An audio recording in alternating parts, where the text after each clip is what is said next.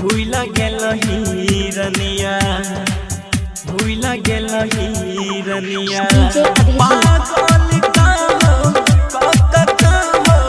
सारा दुनिया भूला गेल हिरनिया। रिकॉर्डिंग बाय मां काली स्टूडियो समरसा कोना के रहई छाही गे जान गे कोना के रहई छाही ससुरा में धनिया भूला गेल हिरनिया भूला गेल हिरनिया पागल कहो सारा दुनिया भूला गेल हिरनिया पागल कहो सारा दुनिया भूला गेल हिरनिया पागल कहो सारा दुनिया भूला गेल हिरनिया भूला गेल हिरनिया।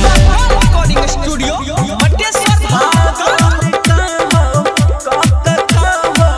सारा दुनिया भूला गेल हिरनिया।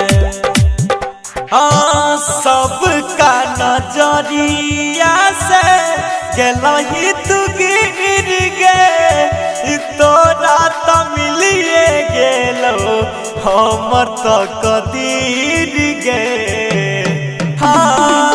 सबका नजरिया से गेलही तू गिर गे तोरा त मिलिए गेलो हमर त कदीर गे हमर त कदीर गे।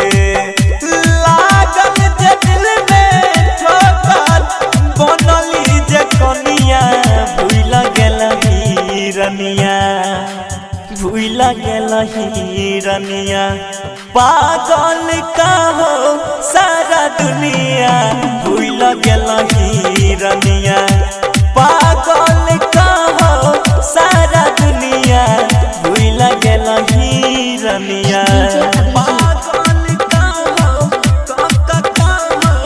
सारा दुनिया भूला गेल हिरनिया। रिकॉर्डिंग बाय मां काली स्टूडियो समरसा पागल कहो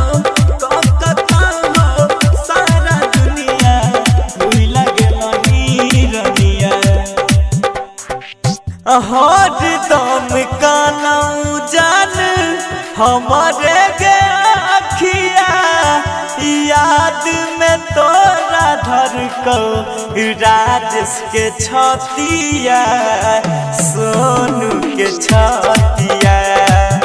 हर दम कानऊ जान हमारे गे अखिया याद में तोरा धड़को राजेश के छतिया खेमा के छतिया। हर वक्त राजेश कहो तारा पे जवनिया भूला गेल हिरनिया भूला गेल हिजनिया पागल कहो सारा दुनिया भूला गेल हिरनिया पागल कहो सारा दुनिया भूला गेल हिजनिया। रिकॉर्डिंग स्टूडियो मटेश्वर धाम।